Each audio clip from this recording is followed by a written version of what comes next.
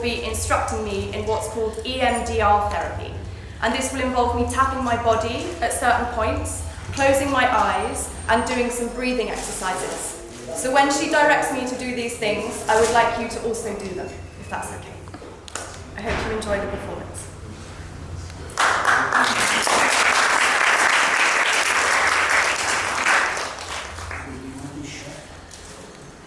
Hi Abby, it's good to see you. How are you doing today? You know, good days and bad days. So I remember the last time that we spoke, you were quite keen to try some EMDR today and do a bit of tapping. So would you mind reminding me again what the worst bit is? It's always good to start with the worst bit when it comes to EMDR. I'd say opening the door, opening the bathroom door and seeing her on the floor, and not really recognising her or her voice. What, in pain? Yeah, I mean, obviously having a stroke, her speech was slurred, she was wailing a lot and thrashing around. She was looking up at me and I just didn't like seeing her like that at all. How do you remember feeling? Scared, really scared. I had my blanket and my doll and I was kind of hiding behind it. And then at one point I couldn't look anymore and I ran into my dad. And that feeling of fear, if 0 is not frightened at all, and 10 is the most frightened? 10. I was terrified with the anticipation of what was in the bathroom, of being in bed and hearing it. I just didn't realise that it was her. Where was your dad? He was asleep with earplugs in. He'd just come back from a night shift and he was in the back bedroom. And I'm in the front room next to the bathroom, so I heard it. It woke me up. And I just remember putting these pillows over my ears to try and block out the noise. I didn't realise that it was her. I thought it was a monster or something. I don't know what possessed me to look. I didn't realise that part. It's horrible. Just thinking about the responsibility you must have felt. Yeah. I feel like that's an extra layer to the wound, actually. Just lying there in bed and hearing that and not knowing what it was.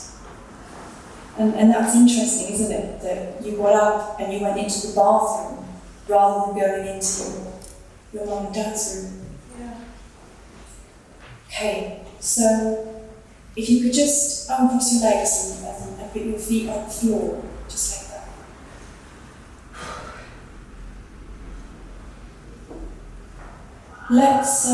Let's go back to the worst bit then. I just want you to think about that moment, standing at the bathroom door, and think about where you feel it in your body. Where is it that you feel that? My chest. Okay, Yeah. like a tightness in the chest? Yeah, like a tightness or a tension, almost, like you're going to fight someone or something. Okay. Can you picture what you looked like then? I find it hard to picture myself that small. Okay. I find it so difficult to imagine myself like that young. 6 is tiny. Try to see how small, how young you can make yourself. And then when you're ready, we'll tap like this kind of speed. And I'll guide you. And if you could just close your eyes, honey.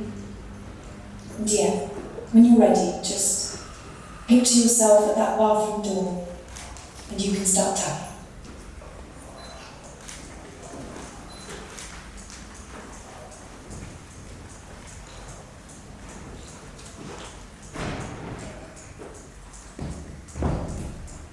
Okay, let's pause. What came up there? I think I asked her what was wrong. I was surprised to see it was her. I didn't really know what I would find, but I was surprised to see her there like that. Okay, let's stay with that. Surprise. And we'll tap again.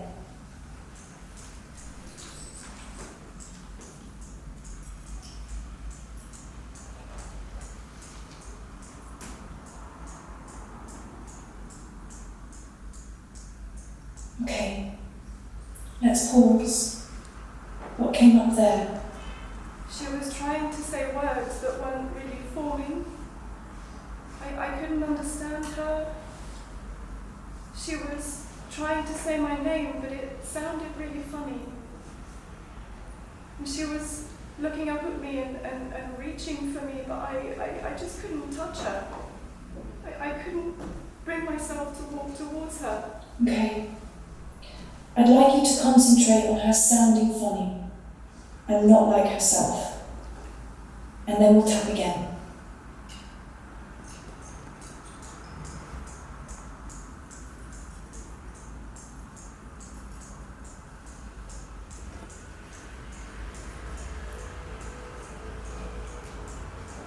Okay, let's pause.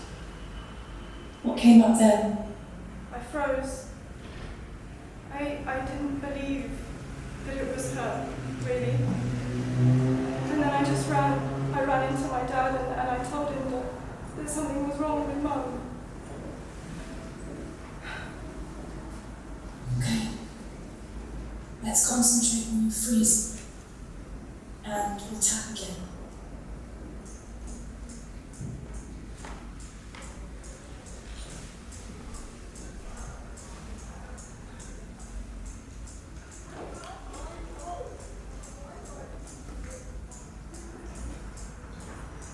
Let's pause. What did you notice? I always freeze. Let's go with that. I always freeze.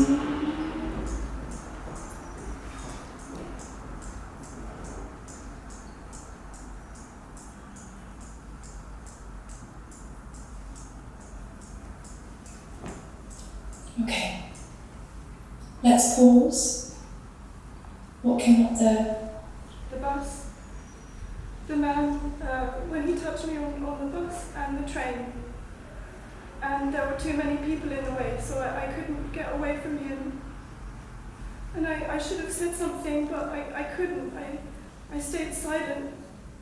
I really wanted to run away, but I couldn't. I couldn't run from him.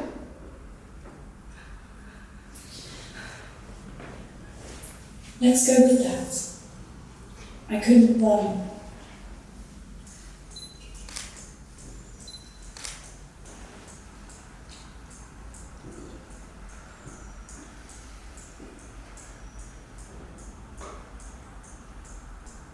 Let's pause.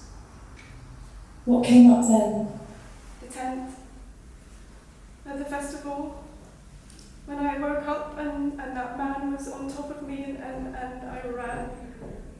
And it was the only time I ever did run. I wish I could say no. Sometimes I wish I could do that. Let's go with that. I wish I'd been able to say no.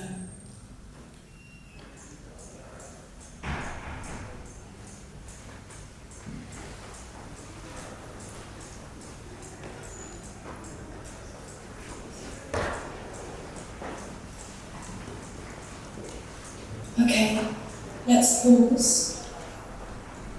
What came up then? It feels like the only people I can say no to are the people that I'm in a relationship with. But then that drives them away. especially the ones that I've been with for a really long time. I wish I didn't have to say no to the people that I love. Let's go with that. I wish I didn't have to say no to the people that I love.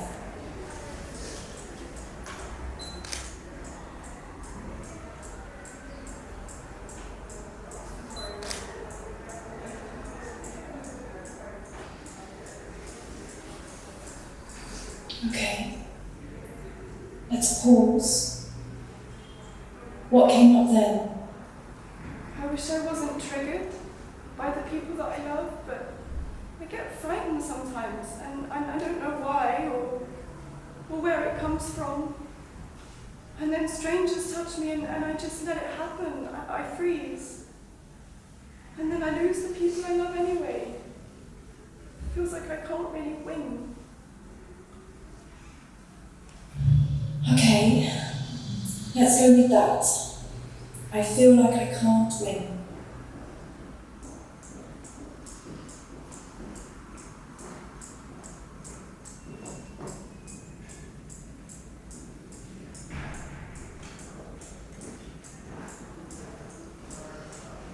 Okay, let's pause. What came up then? I didn't mean to hurt him in the way that I did.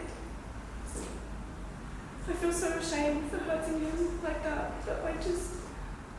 I wanted to feel normal, just for a second. Okay, let's go with I just wanted to feel normal.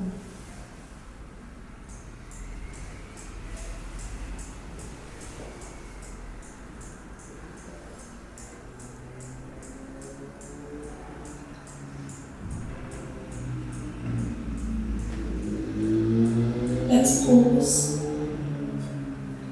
I just don't understand why I can't feel safety with the people that I've been with for a long time.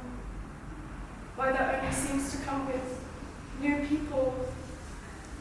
And then when I do actually ask for what I want, it feels like I'm being punished somehow. I'm made to feel so dysfunctional in the moments that I become frightened of them, really. Okay, let's go with I just wanted to feel safe.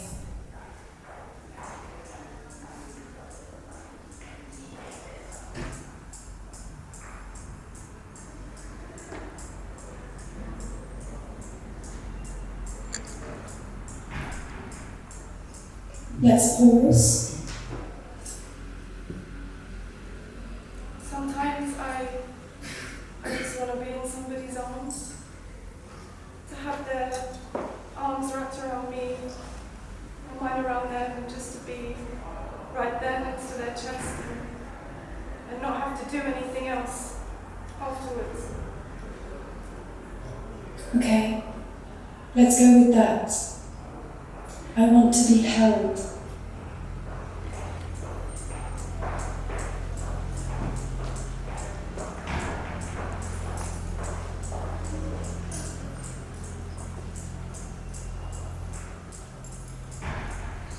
Okay, let's pause. Nobody held me after I found my mum. My dad, he ran straight to her and he didn't cuddle me or anything. Let's go with nobody held me when I needed to be held.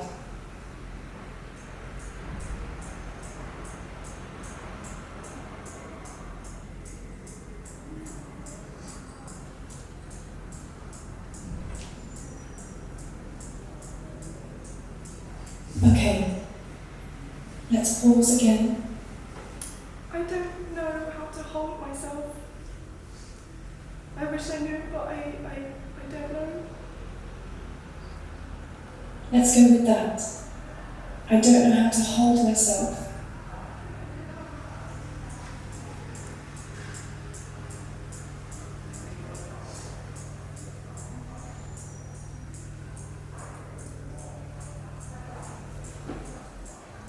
Let's pause. I wish I could be held more. without having to do anything else after. It feels like the only way I can be held is when I have to have sex afterwards.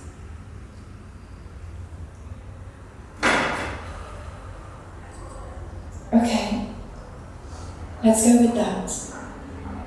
I wish I could be held more without there needing to be anything sexual.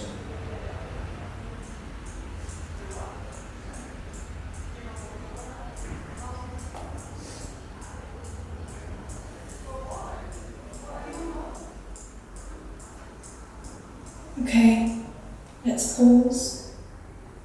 I wish I was brave enough to say no.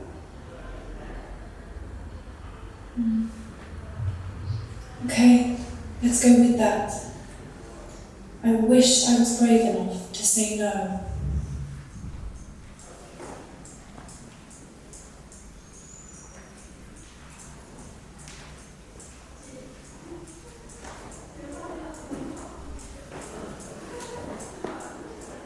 Okay, let's pause.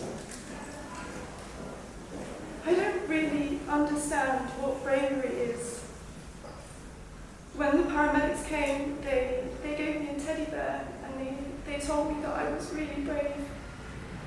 But I didn't feel like I was brave. And people always tell me that I'm brave for sharing my vulnerabilities in my artwork, and it doesn't really feel brave either. I think bravery is asking for what I want. That's really scary. And then I'm made to feel dysfunctional anyway, when I do.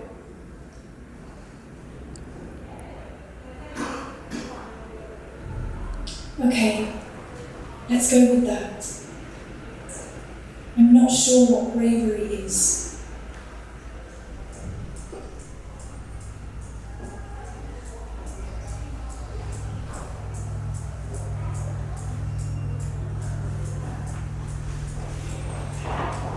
Okay, let's pause again. I'm not brave when I need to be brave. Let's go with that. I'm not brave when I need to be brave.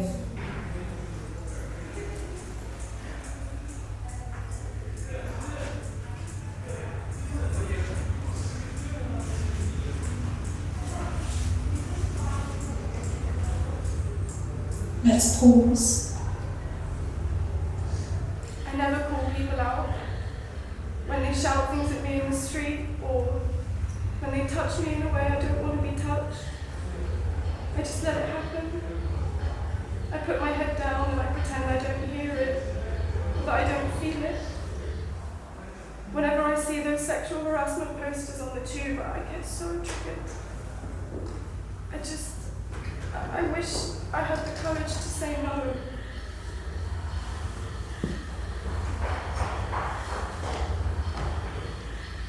Okay. I'd like you to tap. I'm too frightened to say no.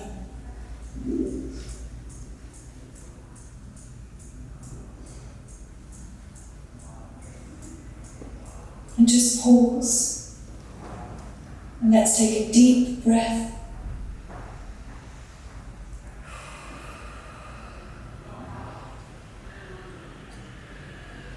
And I'd like you to tap. It's not my fault that I'm frightened.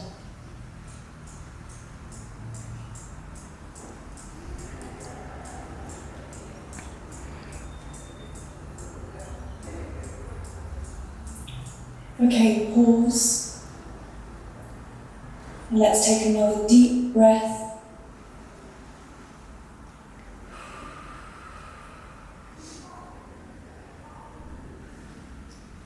And I'd like you to tap. There's more to me than fear.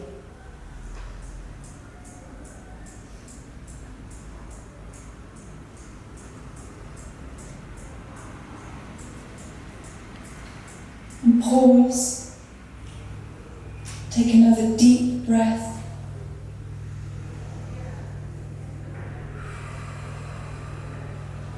Okay. And when you're ready, you can open your eyes.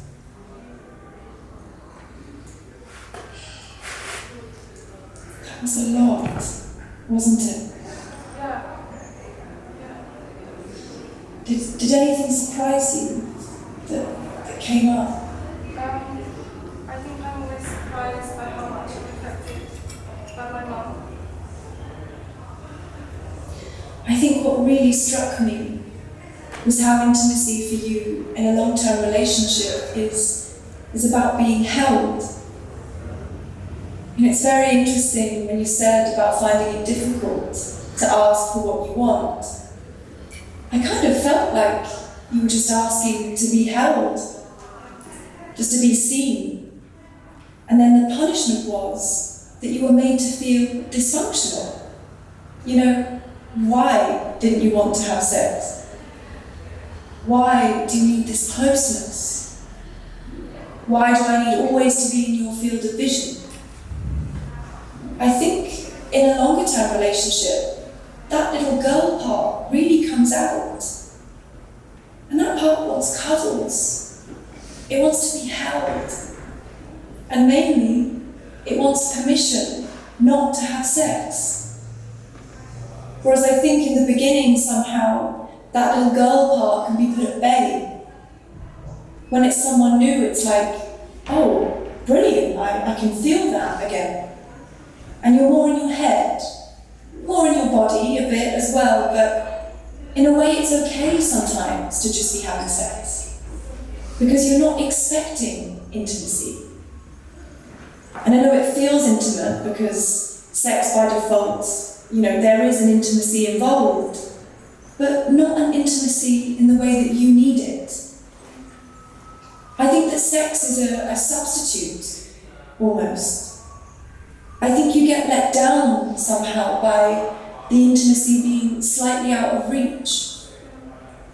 But I think what you've become to associate with sex is being held.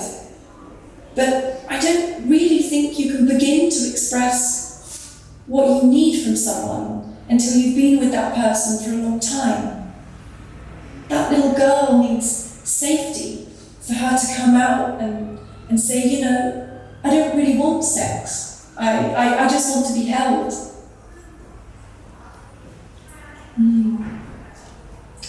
But yeah, there's this adult part of you. And it's going, you know, shouldn't I want to have sex? Is there something wrong if I don't want sex? But I think that little girl is so hungry for closeness, for cuddles, and for that to just be enough for other people. You know, that they want to come towards you and they want to hold you. And I think that's really been missing growing up. I don't know, that's what came up for me. Does that resonate at all with you? Yeah, that really resonates a lot. And I think with bravery, well, bravery is about taking a risk. And I think that's where you don't feel brave, when other people are bestowing that attribute onto you. Especially with your mum. You know, it's not like it's calculated. You didn't have a bloody choice. You just did what you have to do. So I think it feels somehow odd for people to congratulate you for that. But I think bravery for you is actually saying, you know what, I don't want sex. I want a hug. I want closeness. I want to properly be seen and wanted, and not just because of sex. I want to be enough without sex. And I think that's difficult because I think there's part of you that's really not sure if it's okay to want those things. You know, whether it's a bit immature, whether it renders you undesirable. That's what came up for me, anyway. Yeah, it makes sense. It feels like people have wanted that from me forever. And so I feel like even sharing those vulnerabilities in your art, I don't think that feels altogether brave to you. I feel like they're almost the bits of you that people have come to know. I think there's part of you that's aware that there are so many other parts that are unseen. And I feel like there is a huge risk for you in sharing those parts. Like, what parts exactly do you mean? You know, that you're not always sexual. That you want closeness and intimacy beyond sex. But there's almost something about people trying to get that from you, and you're not sure whether it's okay to say no or not. And yeah, people have taken it anyway. And yeah, I really think it's about holding that little girl and advocating for her. I think as time goes on, she's sort of pulling at your top and saying, you know, don't forget me. And I think at the beginning that little girl, she's right in the green room. You know, she's nowhere near the stage. Which then I guess actually makes it very free for you. It makes it very liberating. Because you don't have to be thinking of her. But I think slowly, as time goes on, and there's closeness, she comes in and she says, you know, is it time for me? Yeah. Seems quite simple when you put it like that. But quite elusive at the same time. Yeah. I'm actually working on a script at the moment. It's a dialogue between a therapist and a patient. And you know, I am so scared to show it, to perform it. And it's weird because I never get nervous about sharing these kinds of things, but this one feels so scary, and I don't know why. I think the things that come to my mind immediately is the other things that you've talked about in your performances. There's a real sense of things being done to you. And you know, with therapy, it's really about a relationship.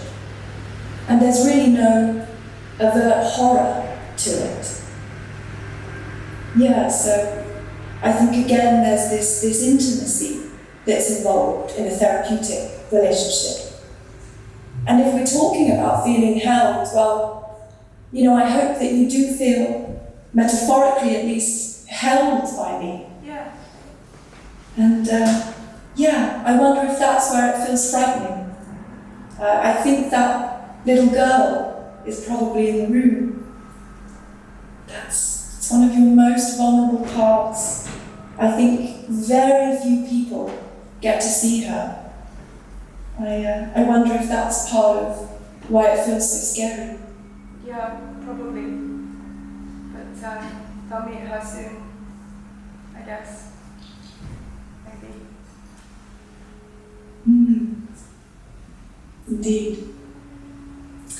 All right, thank you, Abby. I'm afraid that's all we've got time for today, but I'll see you at the same time